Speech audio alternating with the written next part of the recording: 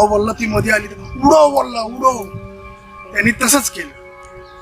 आता एवढी अंधार रात्र एवढं भीतीदायक वातावरण झालं होतं. त्यांनी काय केलं गाडी तिच्या अंगावर घातली तिला सरळ उडवली आणि हे स्पीड मध्ये कात्रजच्या बोगद्याला लागले. ह्यांना मागून किंचाळण्याचा आवाज आला लेडीजचा. म्हणजे जे टेम्पो मध्ये होते त्यांच्या परिवारातले त्या सगळ्या मुलं मुली ओरडत होते. आता ह्यांनी काच सेट केली. जो कदम होता त्यांनी काच सेट केली आणि त्यांनी मागे बघितलं. बघतोय तो काय ख्रिश्चन वेडिंगचा ड्रेस होता तो ती घातलेला आणि तिला घोड्याचे पाय होते.